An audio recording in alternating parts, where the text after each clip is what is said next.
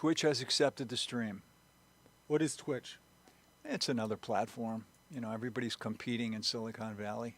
Mm-hmm. YouTube has accepted the stream.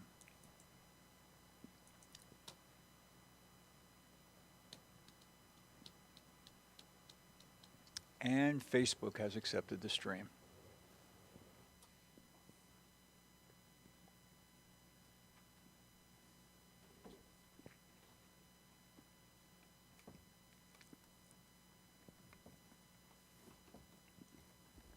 Are we starting? Just our audio.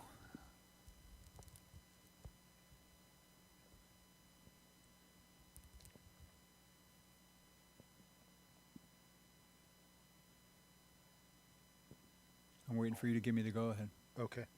Well, I can do this later. So begin whenever you want. All right. So, you got to say start the clock. Hey, Richard, start the clock.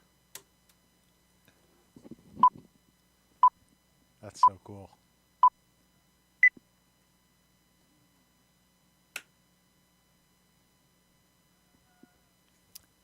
Welcome to the I Thou video series. It's been a while since I've done this. And today, Mr. Joel Lessies is the guest on the series. And as you all know, the thing about the I Thou video series is something that Joel and I were just discussing, the public self and the private self. And do you know where the phrase came from? Martin Buber. And you know what he meant by it? He was talking about relationship. Specifically to?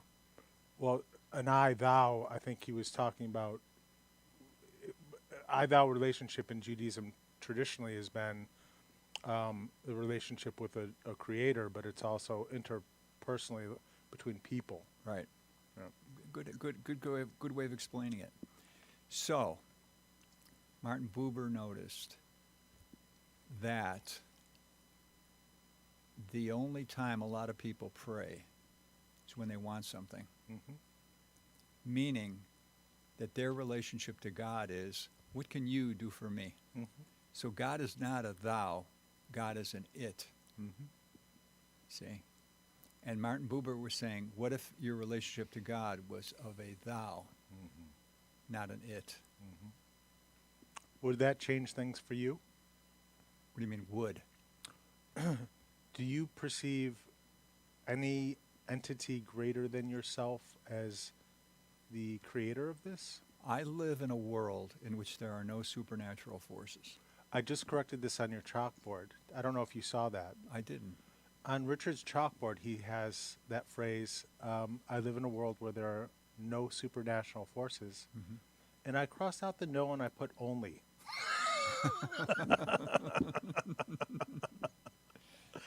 Yeah. See, now what that tells me is that coming from a religious background, you could have added to the text on the bottom, but you censored the text instead, which is a typical, that's very typical of the religious mindset. That's interesting that you would say that. Do you know why the Christians were persecuted in Rome? Why don't you tell me? Well, first of all, the Romans, for 1,000 years, they had peace when they ruled the world. Mm-hmm. And every time they would conquer a new land, they had a method, and that would be... A template. They had a template. A template, very good. And that would be, oh, you have your own gods. We got no problem with that. As a matter of fact, we have an entire area in the city of Rome devoted to temples. We're going to give you your own temple, provided you follow the Pax Romana, which means you do not say anything bad about the other temples. So the reason the Christians were persecuted is they said, number one, we don't want a temple, and two, they stood in front of the other temples and said, this God is fake. Mm-hmm. It's always interesting to me, Richard, that it's a difference between us. But I think that what you see as a sect or sectarianism or an aspect of a collection of people under one name, say Christians, Yeah. I see as tendencies of human beings expressing themselves beyond the categories of identity or category. So there are many examples where that would be the case. This is one where there was ill-spoken things about another group of people. It happens all the time, and many times in places all over the world. So you're taking this example and kind of like extracting tendencies about a group, Christians, and saying this is inherent to Christians. But I think it's something that needs to be examined more generally and broadly in people. Well, I kind of agree with what you're saying. I would say that there is a left-wing branch of Christianity and a right-wing branch. And what I'm doing is I'm criticizing the right-wing branch. I do the same thing with Israel. There's a left wing in Israel and a right wing, and I criticize the right wing. And a lot of people will hear me say this, and they'll say, "Are you being anti-Semitic?" I'll say no, because I'm criticizing the right wing. Yeah, that makes sense. True in Islam as well. Absolutely. Yeah. I mean, look how right-wing the Taliban are. Yep. So why don't we, if we could, why don't we break down the difference in the continuum of the political spectrum, even from religious groupings of like, it doesn't matter, but Christianity, Islam, Judaism, Buddhism, left and right. How do we define the tendencies of left versus right? Well, the right is what I was just telling you. You stand in front of the other temples and denounce them as wrong. Or you cross out what I wrote and you put instead what you want. See? Yeah. That's an example of right-wing thinking. How is it related to right-wing thinking? Right-wing thinking is there's my way of seeing the world and every other way is wrong. Yeah.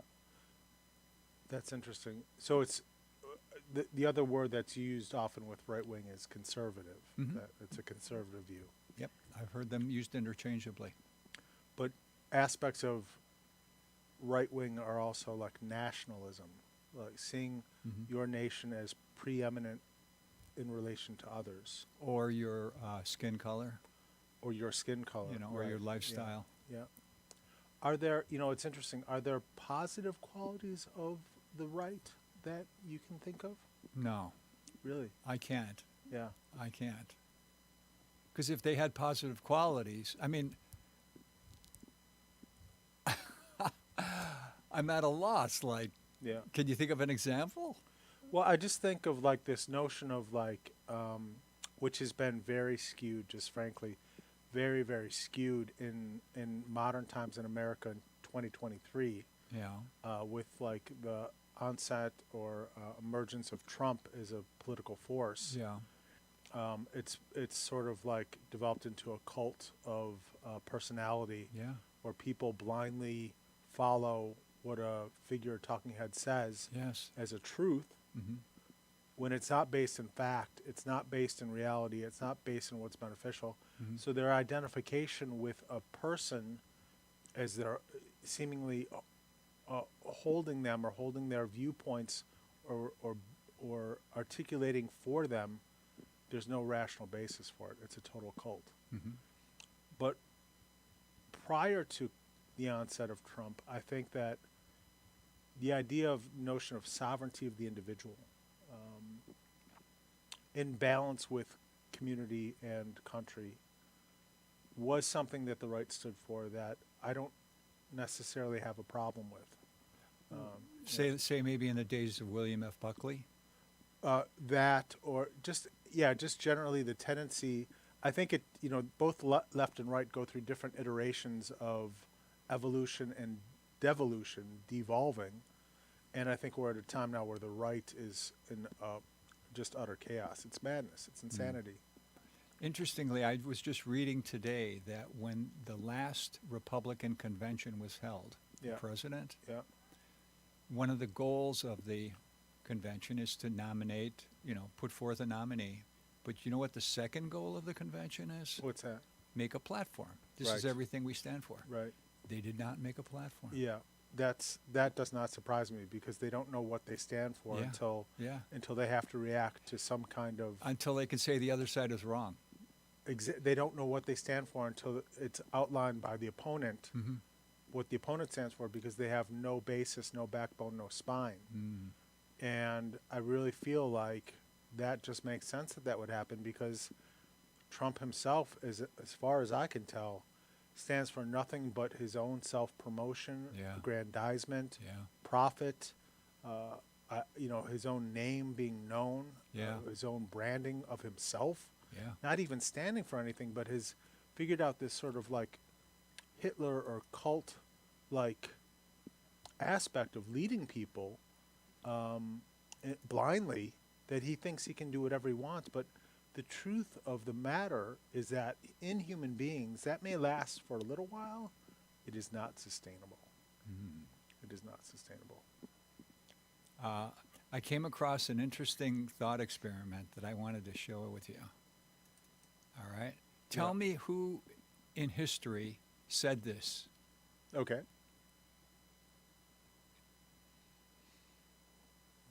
This is my notebook. Our country is now a cesspool of crime like it's never been before. Savage criminals are being released on cashless bail to continue their violent rampages across the country. Entire communities are being torn to shreds with stabbing, shooting, strangling, rapes, and murders. The streets of our Jewish-run cities are drenched with the blood of innocent victims. Gun battles rage between bloodthirsty street gangs, bullets tear into crowds at random, killing wonderful little children that never had a chance. Our country's being invaded just like a military force was pouring in. We need to take power back from the left-wing communists who are indoctrinating our youth. We have to finally and completely smash the Jewish education establishment. Our current system is sick. I don't think it matters who said that because I think that's a line of thinking that is all too pervasive in the modern world, although it may be historical. That spirit is very much alive today, and it's very problematic, and it's perpetuated by things and people, things that Trump represents and things that Trump purports. So what I did is that thing I just read to you is from Trump's speech in front of the Conservative Political Action Conference. Yep. All right? But I took out the words Democrat and I put the word Jewish in. Mm-hmm. And it sounds just like something Hitler would say. Totally. Yeah. I mean, he Which was. ties into what you were saying, Nazism, Trumpism, similarities. Well, it's just. I mean, objectively stripped of the time and place element, the name of it. Yeah. It's nationalism. Mm. It's nationalism. What is nationalism? Yeah. Nationalism is a kind of fundamentalism of country. It's a kind of like blind patriotic fervor that is not identified in the roots of compassion and civil society, kindness and community. It's the antithesis of that. It's power mongering, power grasping. It's fear mongering. It's identification with one or several scapegoats of groups of people that are the problem when really, the fundamental thing about nationalists, Trump, all sociopaths is that they're wonderful projectors of what they want to do to others. So they say, oh, X group wants to do this, this, and this. Isn't that terrible? How does he know that? It resides in his own self. Wow. And so he puts it out there. People don't see the connection. And some people follow that, and it creates violence within the community. But really, that's his own agenda that he's speaking when he projects that onto another group of people. That would mean that when a preacher gets up and he talks about lustful sins in the hearts of the congregation, the reason that he's saying that is because he has lustful sins in his heart. I mean, that's a good bet. That's a good bet. It's an interesting premise that you're putting forth, but I think that there are two ways to handle human condition and leadership for people spiritually. That's don't do this, or fostering what people really are and growing that, nurturance, support, validation, potential, like loving people and growing that into leadership of people instead of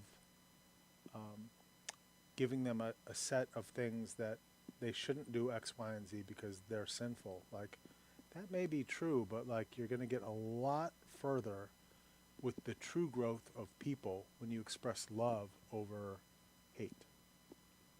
One of the principles of capitalism is that man by nature is greedy. Uh-huh. Do you share? Where did that come from? That is part of the ideology that has evolved in capitalism. I don't know if you could say one person thought it up. Right. Oh, you mean where did it come from historically? Yeah, well, I'm just wondering, like, within this definition of capitalism is having that statement, do we know where that came from? Is it someone specifically said that, or is this just a general statement that... I think it was extrapolated from Adam Smith, Okay, yeah, which came out right around the time of the American Revolution. yeah. But the counter argument to that is, by nature, man is altruistic. Right, That's the socialist view. yeah. Which of those two views do you hold? Well, it's interesting. I always approach things from a Kabbalist lens, a Jewish mystical lens, or just a mystical lens. It doesn't need to be Jewish. And it's said in certain teachings in certain circles that the consideration for the creation of this world and people in the earth, there were three scenarios that were created by the Creator. One was all light, so there'd be no struggle. The second was all darkness, chaos, discordianism, no way home. So what did the Creator do? He blended the two, the darkness and light, and left it for us to choose what we wanted for ourselves, how we wanted to express ourselves in this time and place. So I would say that it's certainly, is man greedy by nature? There's an aspect of that. Is man altruistic by nature? The deeper aspect is that, but I think it's confused. I think it's confused by many people. People are, in their confusion, they grasp at a kind of certainty which conservatism, the right, tends to offer, a concrete, this is the problem. XYZ group is the problem. We can solve this. So that certainty is immediate, and people gravitate and collect around that, but it certainly isn't based in reality, and it certainly isn't based in altruism, community, or who and what we really are as human beings. As you go through life, do you see more signs of greed or more signs of altruism? Here, now, in this time and place? Yeah.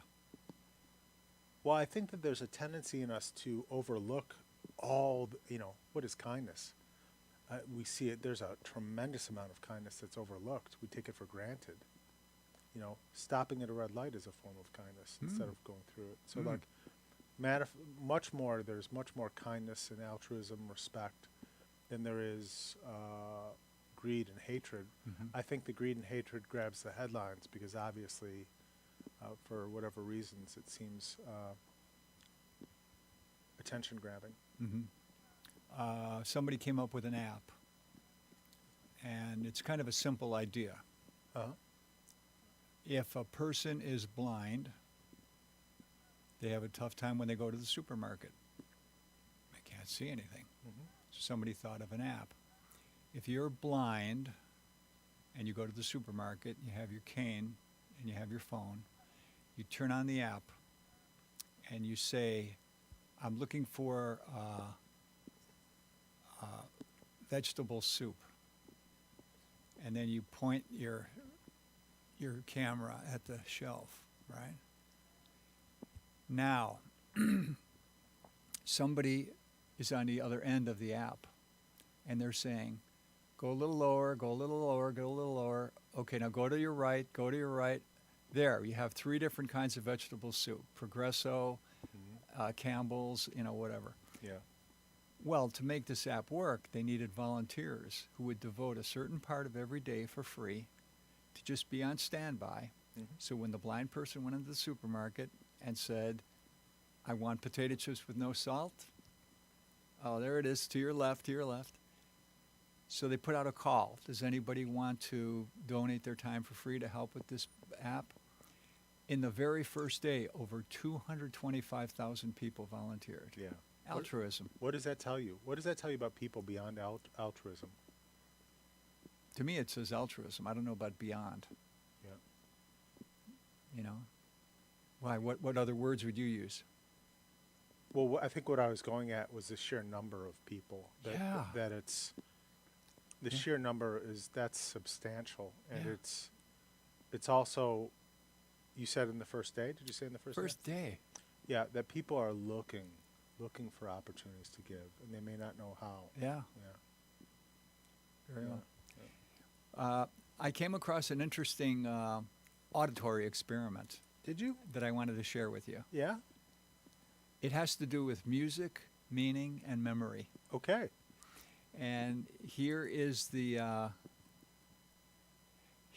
premise. Okay. A piano, 7 octaves. Yeah. C, C, C, C, C. Right. So the note C. Mm-hmm. Okay. Same thing with D, E, F. All right. Now, there are songs you can play just all in the same octave. Mm-hmm. So somebody was working on the brain and the way the brain reacts to notes, musical notes, and they thought of this idea. They said, let's take a song that you can play in 1 octave, but instead of playing like E, E, F, we'll play E, E, F. Mm-hmm. I get it. And then, Out of the octave. yeah, so we'll hit an F, but it'll be the lower one. I get it. Or we'll hit the higher one, you know what I mean? Mm-hmm. And then we'll ask people, what song are we playing? And they said, well, probably there will be people like Beethoven who could look at a piece of paper, which is why he could still write after he was deaf, and he could just look at the notes and he could hear the song, right? Mhm. Because the meaning of the notes registered in his brain. Mhm. So what they did is they asked people from all walks of life, including a lot of people who worked in symphonies and played musical instruments and wrote music and stuff like that. What song are we playing here? Mhm. All right. So they played this for them.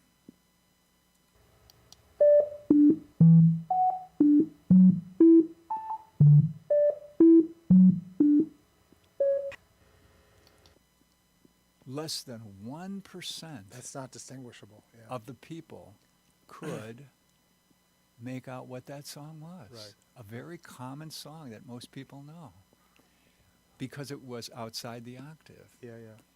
So what they did is they said to these people, we are now going to play that same thing we just played for you, but within the octave, Uh-huh. okay? Yeah. And so they played this. This is what it sounds like when you play it all in the same octave.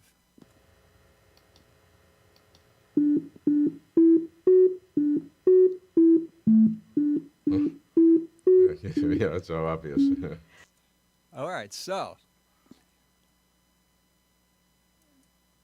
the experiment continued. Now that you know that, we're going to play you that first version again and tell us if you can hear it now. Mhm. So they played this again.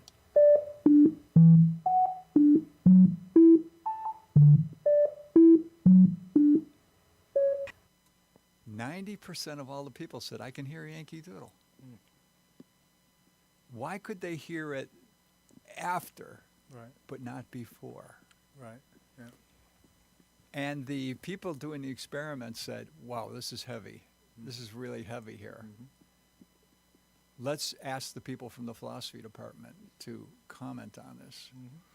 The commentary was that when you find meaning in music, what you're really doing is you're associating the music with something in your memory. Mhm. So if the first time you heard Stairway to Heaven was when you were making out with a woman, Mhm. and then you found for the rest of your life you liked that song, what you're liking is the memory. Mhm. That gives the meaning to the music. Sure.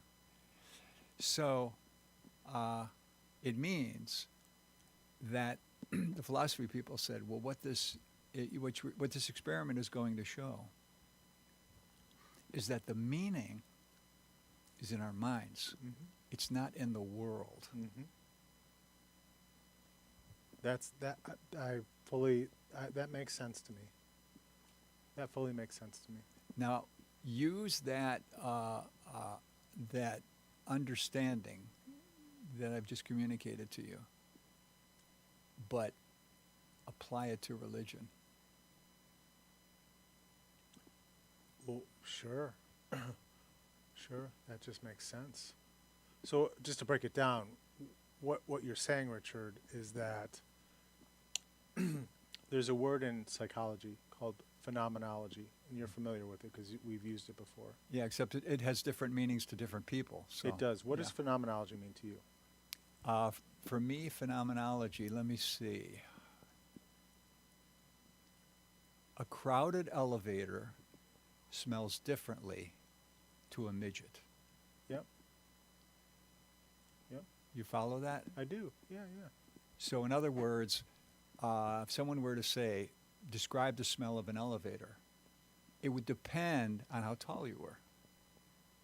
So that means that you experience the world through your circumstances. Mm-hmm. Mm-hmm.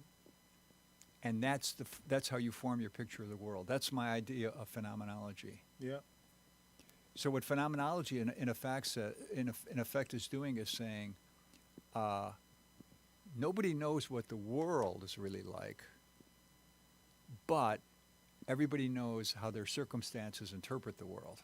So let's talk about that. Right. Right. Because how perfect for I Thou video series. Right. It's I Thou, right? What is that? Right. It's relationship, and it's relationship, how we relate our inner experiences to the outer world, but it's really fundamentally our inner experiences that dictate how we relate to the outer world. That makes sense to me. And your definition of phenomenology overlaps with mine. I think it's sort of the experience of like consciousness, that we are consciousness with emotion and belief and thought and the ability to act, but not the acting itself and not the words we speak, but the inner experience contained within us of that rich inner life that we are is phenomenology to me as I understand it. Mhm. Yeah. And you brought this up for a reason. It has something to do with the music? No, we were Oh, talking with the about memory. Well, with religion. Oh, with religion. Okay. With what your example of the The meaning of the music is internal. It's not in the music itself. and then you said apply that to religion. Yeah. And so we're talking about phenomenology because Yeah. really we're talking about left and right. This makes sense, right? Like, and so one of the things I just was on, I was just interviewed on Next Steps Forward with Chris Meek, Yeah. and he was at 9/11, and he wrote a book. He's a veteran, and he essentially explores leadership and resilience. And it was very interesting because one of the things that I spoke about was this idea of the capacity of a soul, right?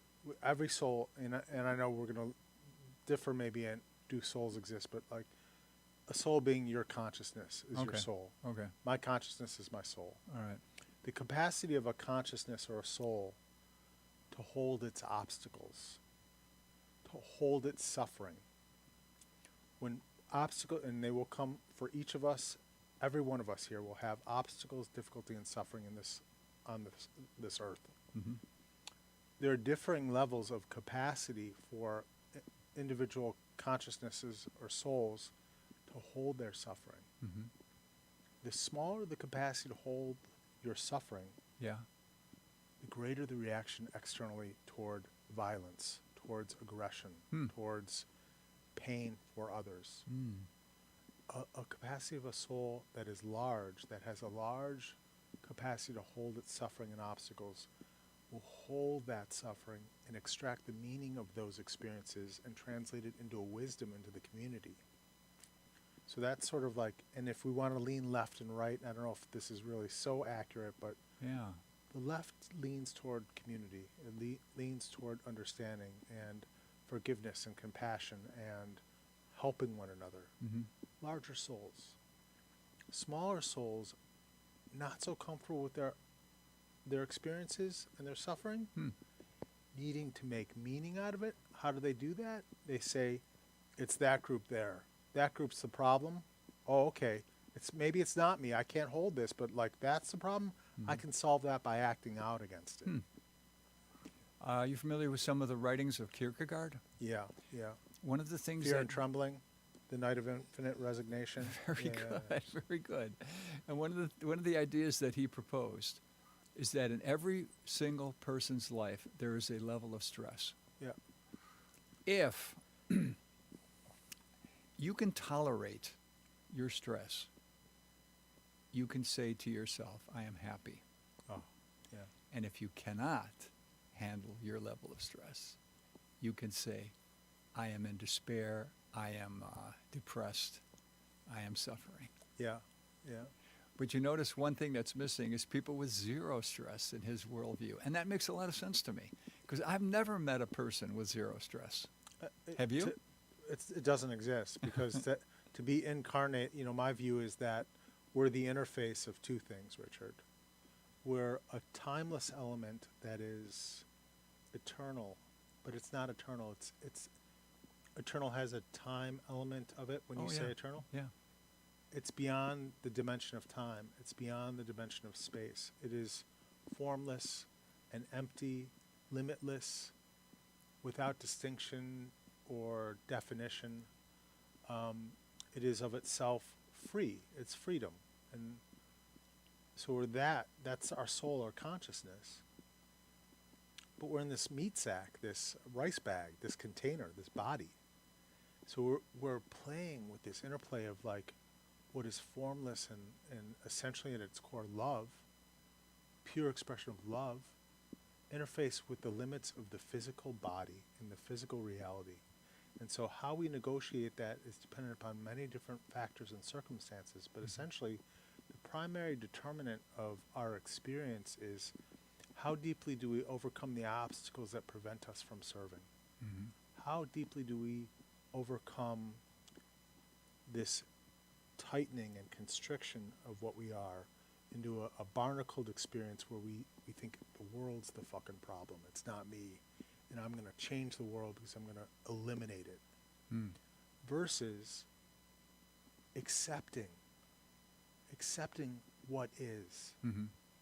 and working with that as a part of a process and an experience which we can make sense out of. Mm-hmm. The primary difference between conservative and liberal or right wing and left wing, I feel, Mm-hmm. is that does this inherently work? Is this as a system, not a human system, but like existence? Does it make sense? Or is it something that we need to shape in a way that is dangerous to us? That's nationalism. That's hatred. That's what you don't want. Mm-hmm. Karl Marx Yeah.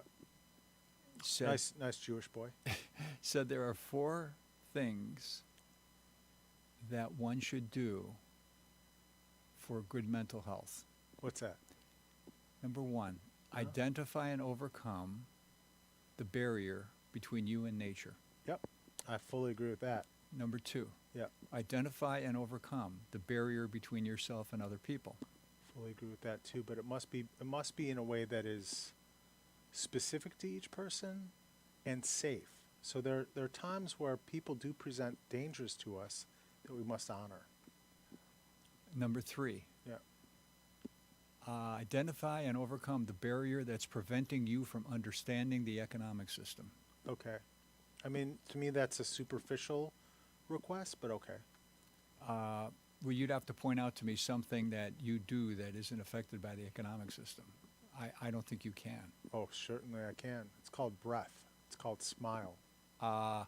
Tell the people in East Palestine, Ohio, that breath is not affected by the economic system. They're breathing in phosgene gas from that train derailment. Right. So, but it beckons a larger question. Is there a causative agent that in some greater, vast knowing authors this? Or is it just happenstance? If it's happenstance, then economics does affect that. But if it's authored, it's a part of a process, a larger narrative and a larger experience that we can correct it, we can learn from it, there can be altruism to help address it. Like, so which is it? Everyone stands someplace different on that, you know? Yeah, I know where I stand on that. I know where you stand too, I think. Yeah. So, for example, we had a very bad snowstorm in our area, and a lot of people were stuck at different places. Right. Nice place to get stuck would be at a supermarket. Sure. I know somebody who was. Uh-huh. And the problem was the power went out, Mm-hmm. and they were on a gas generator. And the storm kept going and going and going, and finally the manager of the store said, well, we don't have enough gas for indefinitely, and the generator's going to conk out, which means the freezers that contain the meat are going to, and the meat will spoil. And if that happens, we're going to have to throw out all that meat. Mm-hmm. And some of the people in the store said, that's a crazy idea. He said, why? I said, take the meat and put it outside. It's cold out there. You know, you don't even have to run the generator. You could turn the things off and save power, you know. Put them outside. You know what the manager said? Hmm. He said he said the thing that the capitalist mindset taught him. Hmm. He said, we can't do that. We put that meat out there, people would steal it. So let's throw it away. That's the capitalist mindset. Which is, I know many years ago, France instituted a law that it's forbidden, it's against the law to throw food away from grocery stores. Must be given. Must be offered. That makes sense to me. So that was the third thing. You have to overcome identify and overcome your understanding of the economic system, Mhm. because it infiltrates all parts of your life. And you know what the fourth one was? Something we discussed earlier. Identify and overcome the barrier between your private self and your public self. Ah, that's where that comes from. Private self versus public self. Marx. Nice Jewish boy. What's your comment on identifying and overcoming the barrier between your private self and, let's say we knew somebody who never wanted their picture taken because they had to get ready Right. for their public self, you know? Yeah. They had to look a certain way. Well, we were talking about this before we started recording this. Yeah. And I was like, I think that that's a superficial understanding of our human experience, because I think there's a necessity for a private self and a necessity for a public self. I mean, I can't, that's why we don't take a piss outdoors. No, that wouldn't be an example of a private self and public self. Sure it would be. No, I mean, That's an aspect of what you want to keep private. I mean, you don't shower out but in that's public. not a self, though. That's an act. You know, private acts and public acts. You tell me how you separate acts and self. Let's talk about That's this. exactly the difference between acts and self. What is that? Tell me what that is for you. The difference between acts and oneself, one's experience. Okay. So the difference would be self is how you want to be perceived. No. See? I fully And acts is what you do. I fully disagree with that. I mean, that what you're talking how you want to be perceived, that's ego. Exactly. But ego That's and what a self, public self is, ego. I don't understand it that way. It's different. Yeah. I mean, remember, I think he died. Didn't Sean Connery die? I think he did I within think the he last did. little while. Yeah, not too But I'm long not ago. positive about that. But no. he's noted for saying, when people meet me, they think they're meeting James Bond. But I am nothing like James Bond. right. Because in every situation, James Bond knows exactly what he has to do. Right. And with me, I never know what I have to do. Right. Public self, private self. And he was he was reducing it by saying that. See? He's saying, don't confuse me with my public self. Right. So we're using language and understanding it differently. Remember the famous actress Rita Hayworth? Yeah.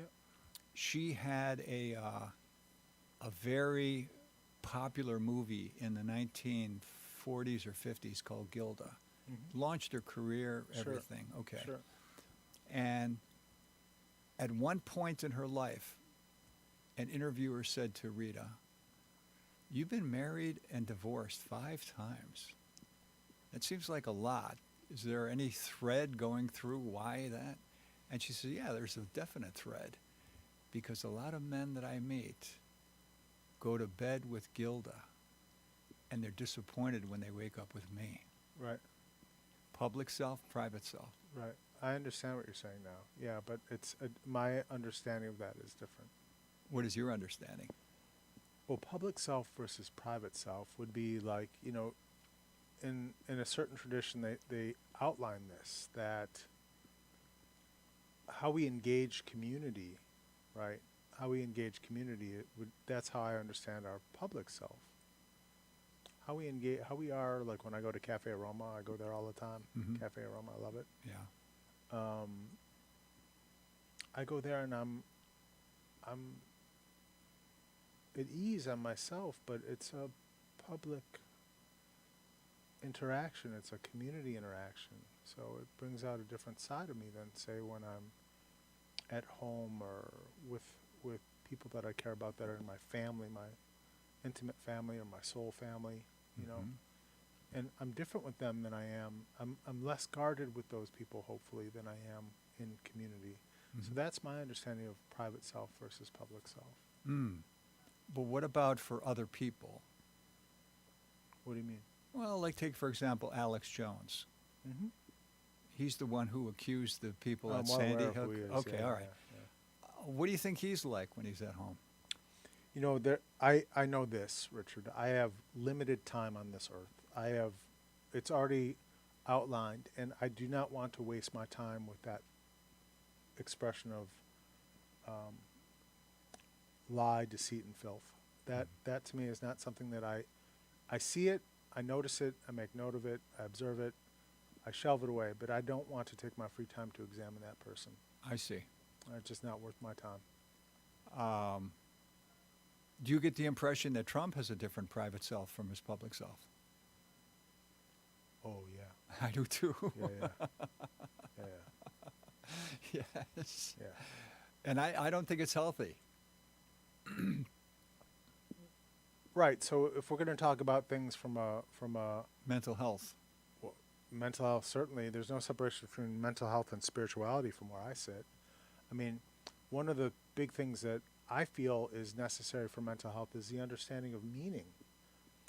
If shit just happens to you, if stuff just happens, Yeah. how do you cope with that unless there's meaning to be made out of it? That's what drives people crazy. That's what drives people to distress, is that there's no understanding that these things are meaningful and that we can make meaning out of them through working on them intentionally.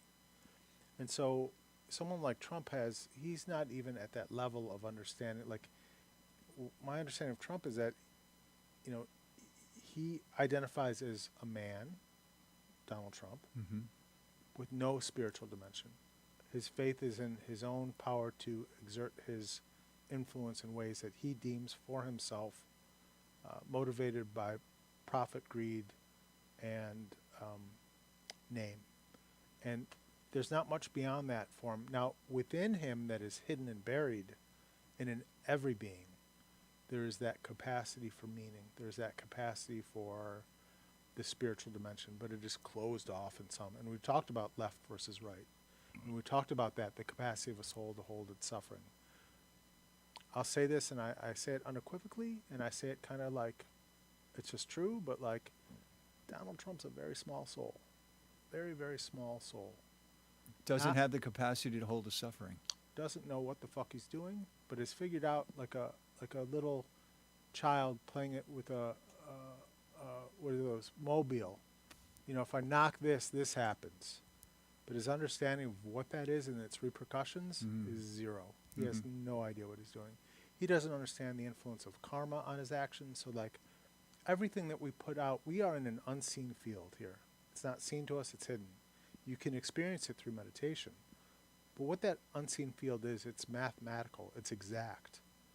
What I offer to it returns to me. It's beautiful, it's perfect, it's justice. Now it's hidden from us because unless you examine it, you're not going to know that it's there. But let me assure you that karma does not deviate any more than a shadow or an echo from its source. That's not me, that's the Zen master Dogen from the 13th century. Yeah. This is something that has to do with living in a world where random things happen to you. Right. Person goes to a therapist, Uh-huh. sits down, and says, "I really wish that I was a paranoid coming to see you, doctor." And the doctor says, "Why do you wish you were paranoid?" And the person says, "Because for a paranoid person, everything that happens to them happens for a reason." Right. So what this person is essentially saying is it's difficult living in a world where things happen for no reason. It appears that way on a certain level. On a superficial level, things seem disjointed, disconnected, without relevance or without context or without meaning. That's one level. And I'm not saying that that isn't a valid perception, but there are deeper layers and deeper levels of perception that you can go through spiritual practices that illuminate and awaken oneself to understand that, oh, okay, like walk cautiously here, but lovingly, because everything I do returns to me. So when a person goes to these deeper levels and they learn this, the reasons behind the randomness, Yeah, can they communicate it to others? that's such a good question. I love that question. I don't know the answer to it. I think I don't think they can. Well, don't- I don't think- they can. this is my pathetic effort to do that.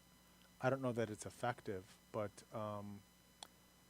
fundamentally, no. I mean, this was a proposition that the Buddha posited to himself. Uh-huh. The Buddha had a great awakening, a great enlightenment, supreme enlightenment Yeah. under the morning star. He perceived it as if for the very first time. He said, "Wonder of wonders, how glorious. All things have Buddha nature. All things have an awakened state. All things are Buddha," meaning perfect. Buddha means perfect. So he said, all things are perfect as they are. But when he thought about that, he was not going to tell anyone about that. He didn't want to teach. And he said as much to himself in the sutras and dialogues and texts about the historical Buddha that he did not want to even offer any teaching to anyone. But then I think he got approached, and someone said to him, a wanderer said, "Are you a god? Are you a deity? What are you?" And the Buddha simply said to him, "I am awake." And how much of what you've just told me is a fictional story and how much of it is true? So it's a great question. I mean, clarify what you're asking, and I'll give you an answer.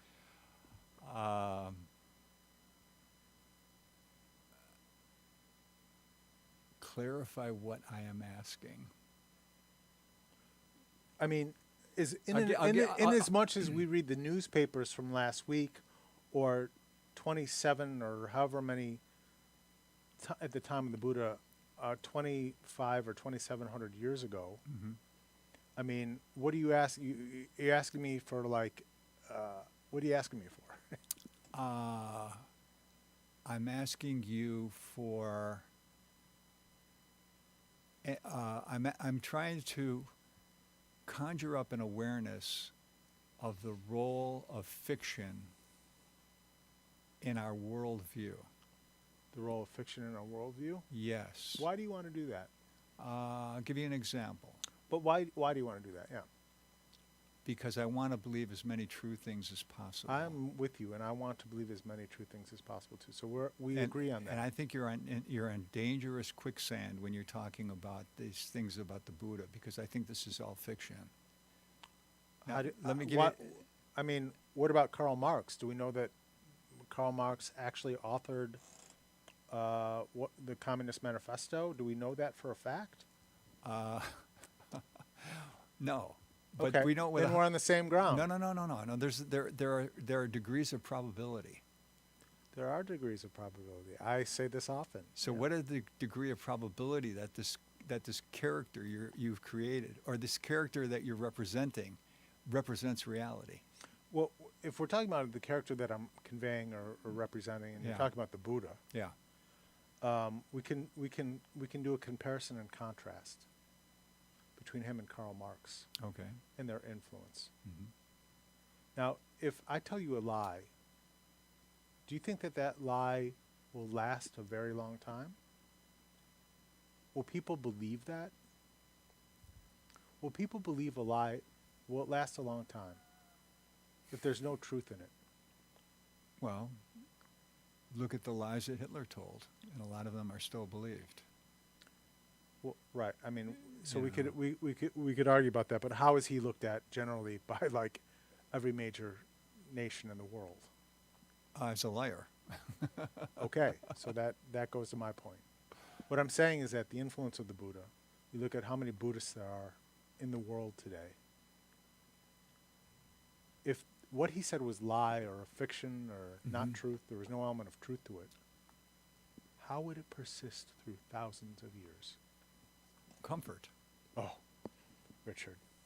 You know, if somebody says something that's comfortable, it will persist. I So don't- I'll give you an example. Yeah. There's nothing wrong with drinking coffee.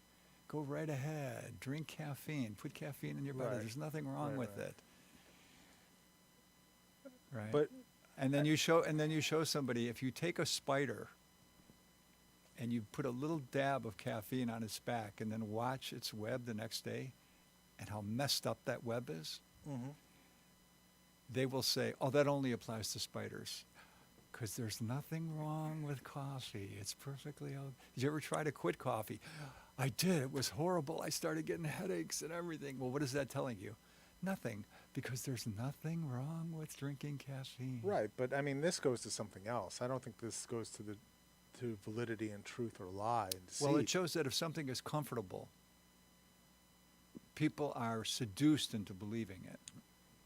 That's why the right still exists. I mean, what you're saying is that's why the right still exists. That's why nationalism and Trumpism and some of that neo-Nazi Mhm. hilarity still exists. Yeah. Like, just ridiculous. Yeah. Stupid. I mean, people hold on to that because they're comforted by that. Mhm. And they think another is the cause of their problems. Mhm. But we're talking about Buddhism, and we're talking about, I don't know how many millions or billions of Buddhists there are. Mhm. You're saying that millions and billions of people buy this because it's comfortable? Comforting. Yeah. That's amazing to me. I mean, to me, that lacks a rigor of analysis. Well, I've noticed from my own personal experience that most people I know that are into Buddhism and meditation and Zen Yeah. are doing it because it helps with their internal suffering, not because it describes the world. But that's your understanding. Have you practiced meditation? Have you practiced Zen? I know you have, Yeah. but I don't know if you want to Yeah, talk about that. I But do I think You that built me a meditation bench out of the used scrap wood Right. downstairs. Right. Do you Yeah. still use it? I actually passed it along to a friend who I think may use it. Ah. Yeah. So it was a waste of time Why would it be a waste of time when somebody else uses it? because I didn't make it for that person. I made it for you. And that's So the interesting. bench lost its meaning as soon as you gave it away. Really? So Yeah. that's what happens when you give something away, it loses its meaning? No, because it goes from person A to person B. And whenever person B sits in there, they think of person A. Yeah, You gave it to that person gave it to person C. right. C doesn't know shit about person A. But I You as see what I person mean? B, informed person C about person A, Richard Wicca. Which is a fictional character in their mind. Just Richard like the Wicca? Buddha is a fiction. Yeah. It's my friend Heather. You know? My friend Heather has Who the knows bench. me? She knows you. Okay, so there is a direct connection. There is a direct But connection. I didn't make it for her.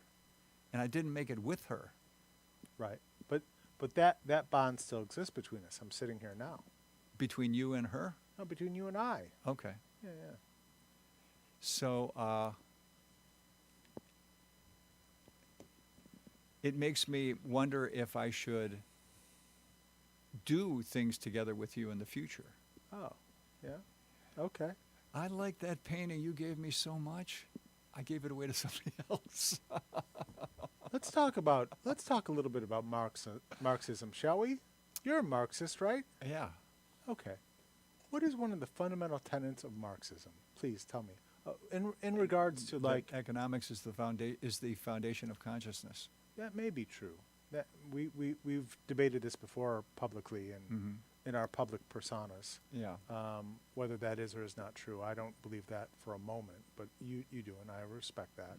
Well, I see evidence of it all the time. Well, I see how you could see that, but I don't agree with it. What I'm wondering is, what does Marxism say about, let's just take it from this lens, which we've already begun, altruism. That it's part of human nature. Oh, tell me a little bit about altruism. It's the desire to help other people for no reward in return. That makes sense to me. When you made me that bench, that was not altruistic, though. I think it was. I think it was too, but you got pissed that I gave it to Heather. I got pissed over the fact that you didn't value it. I did value it so much I gave it to her. I had a different way of sitting. I didn't throw it out. That would have been even more disrespectful. That would have been disrespectful. You sunk time and energy in it. Yeah. Yeah. Yeah.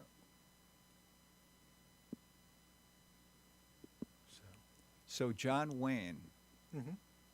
public self, private self, was working on a movie Yeah. which has since become famous called The Searchers. Mhm. The reason that The Searchers is famous because John Wayne plays a very complex character. Uh-huh. Somebody who hates Indians to the core, and he's given a job by some people Yeah. who say, our daughter was kidnapped by the Indians and we haven't seen her in 10 years. Right. Can we hire you to see if you can find her and bring her back? Right. He says, if I do find her and I bring her back, you might not recognize her. Right. They say, we still want you to find her and bring her back. So the whole movie is this quest to find the woman. Sure. While this movie is being shot in New Mexico, the director is John Ford, decides we're going to have as many Native Americans hired as extras as we can find. Sure. So they found a whole bunch of Native Americans who needed work, and so they put them on the crew, and they were part of the actors, etc.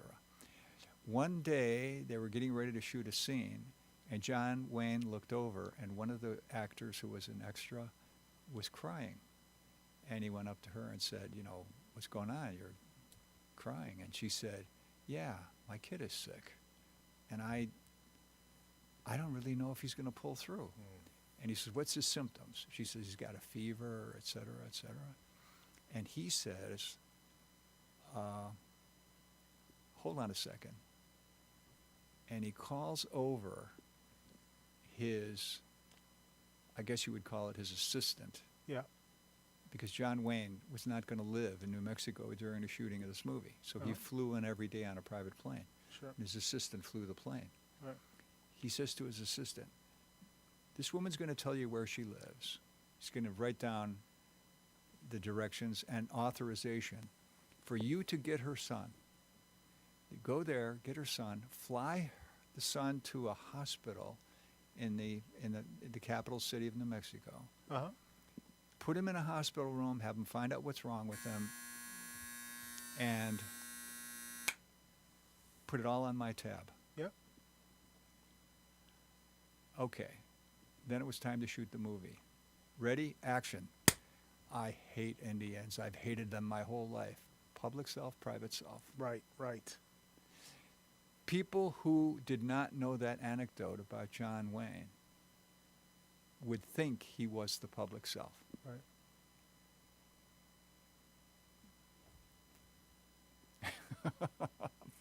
It's not good to have a huge gap between the public self and the private self.